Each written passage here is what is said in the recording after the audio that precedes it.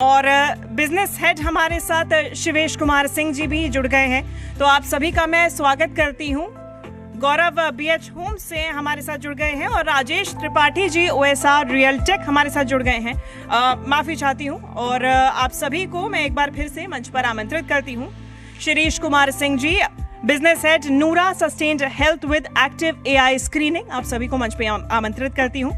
Gaurav ji BH home से, साथ ही साथ में Rajesh Tripathi ji OSR real take, आप सभी का बहुत स्वागत है और इनसे जानने की कोशिश करेंगे कि रियलिटी सेक्टर में क्या कुछ फरीदाबाद में ये स्कोप देखते हैं, साथ ही साथ में फरीदाबाद के डेवलपमेंट के लिए और क्या कुछ प्लान्स है। Over to you Pooja. Thank you so much Shivangi, और आप सभी लोगों का बहुत बहुत स्वागत है। शिरीष जी आपका भी, गौरव जी आपका भी, राजेश जी आपका भी। आज हम फरीदाबाद में मौजूद हैं और फरीदाबाद में अलग अलग सेक्टर्स को लेकर दरअसल हम बात करने वाले हैं।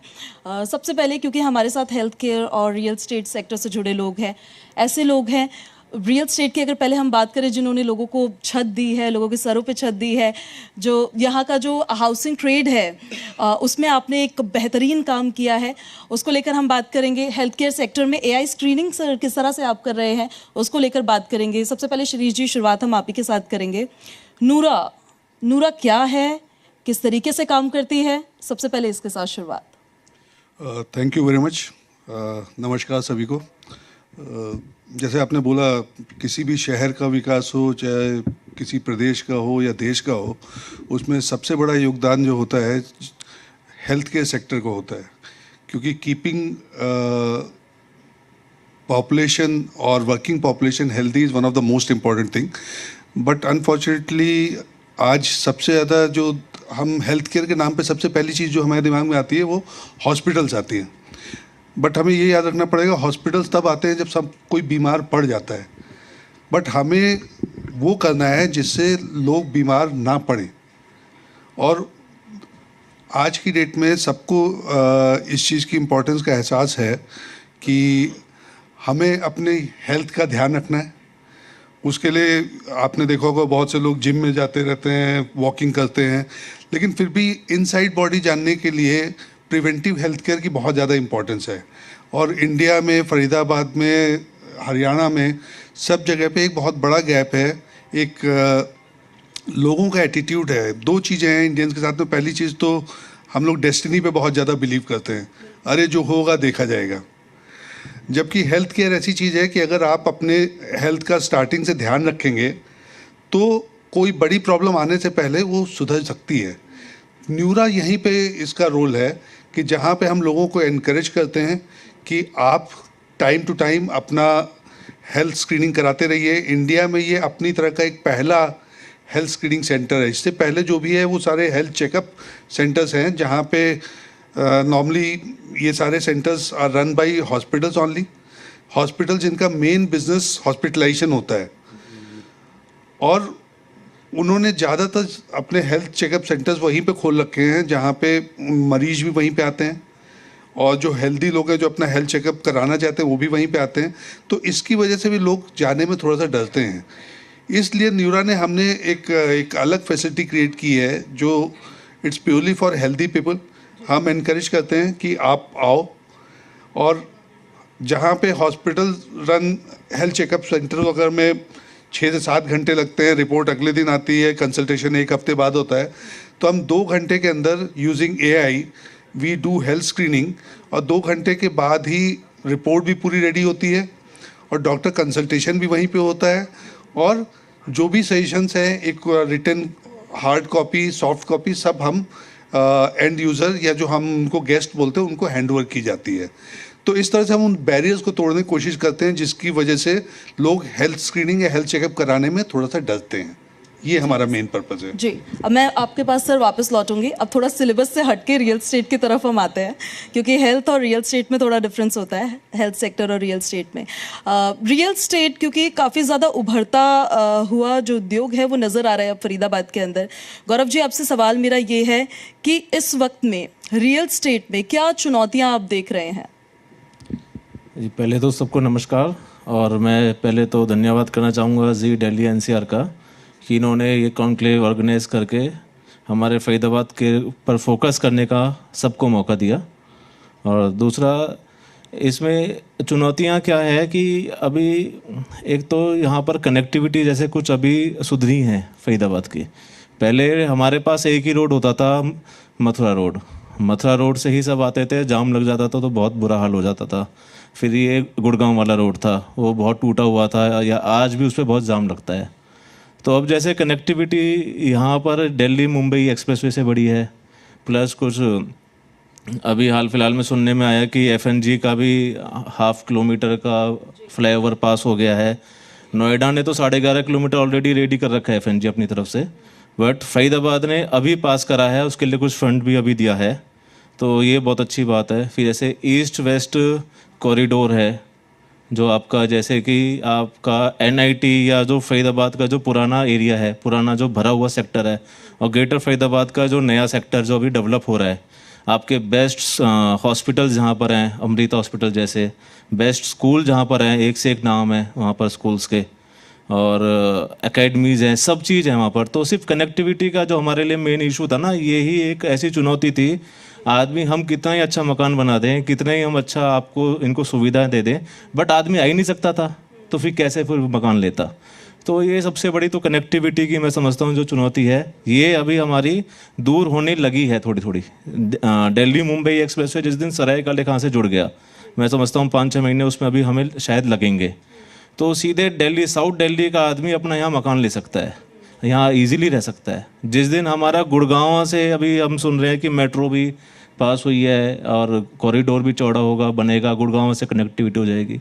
ग्रीन एक्सप्रेसवे हमारा जैसे कि जेवर एयरपोर्ट का, हम सीधे एक नया शहर हमें मिलेगा ग्रीन एक्सप्रेसवे के थ्रू। FNG से हमें ग्रेटर नोएडा एक्सटेंशन की पूरी मार्केट मिलेगी। ये कनेक्टिविटी ही मेन इशू है हमारा, तो ये अगर यही सबसे बड़ा हमारी चुनौती है, ये दूर होनी चाहिए सबसे पहले तो। राजेश जी, कनेक्टिविटी का जिक्र गौरव जी ने किया है। अभी फिलहाल सरकार जिस तरह से काम कर रही है, प्रशासन काम कर रहा है, जो उनकी पॉलिसीज़ है जिसके हिसाब से वो आगे बढ़ रहे हैं, आपको लग रहा है कनेक्टिविटी में सुधार इन कमिंग ईयर्स हो सकता है? पहले तो धन्यवाद जी मीडिया का, जो हमें एक ऐसा मंच प्रोवाइड किया अपनी बातों को कहने के लिए यहाँ पे, और जिसके थ्रू हम अपने बहुत सारी चीज़ें होती हैं जो कह नहीं पाते, बट आपके माध्यम से पूरे फरीदाबाद या पूरे दिल्ली NCR में ये बात पहुँचेंगी। ये बिल्कुल वो है कि पिछले कुछ सालों में कनेक्टिविटी की ओर लेकर जो प्रॉब्लम्स थी बहुत सारी दूर हुई हैं, और आज की डेट में अगर हम देखें तो फरीदाबाद जो है एक वाकई में मतलब डेवलपमेंट के हिसाब से बहुत तेज़ी से आगे बढ़ रहा है। चूँकि अगर कनेक्टिविटी की बात करें तो जैसे मुंबई बड़ौदा एक्सप्रेसवे है, जेवर एक्सप्रेसवे से कनेक्ट हो रहा है, KMP हो गया आपको, तो ये सारी जो कनेक्टिविटी है ना, तो आज फरीदाबाद से अगर कोई भी कहीं भी देश के किसी भी कोने में जाना चाहे तो उसको एक इमीडिएट कनेक्टिविटी मिलती है, इमीडिएट ऐसे एक्सप्रेसवे मिलती है जिसके थ्रू वो जा सकता है।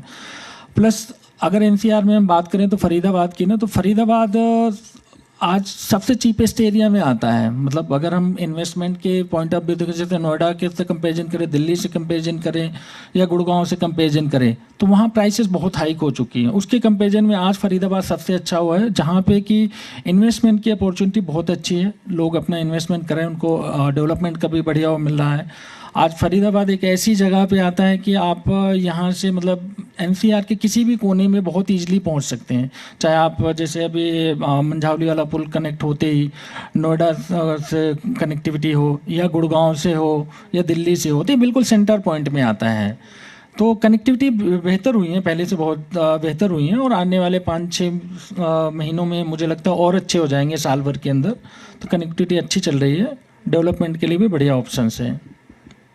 रियल स्टेट में स्थिरता और कोविड के बाद से कितना डिफरेंस नज़र आया उसको लेकर हम बात करेंगे, लेकिन शिरीष जी मैं आपसे अगला सवाल अब करना चाहती हूँ। सवाल सर मेरा आपसे ये है कि AI स्क्रीनिंग हो रही है, उससे जो पेशेंट है या जिसकी स्क्रीनिंग हो रही है उनको कितना फ़ायदा उससे, मतलब वो क्यों इसकी तरफ आगे बढ़ेंगे? आज अगर हम ओवरऑल इंडस्ट्री को देखें तो AI हर इंडस्ट्री में एक मेजर रोल प्ले कर रही है।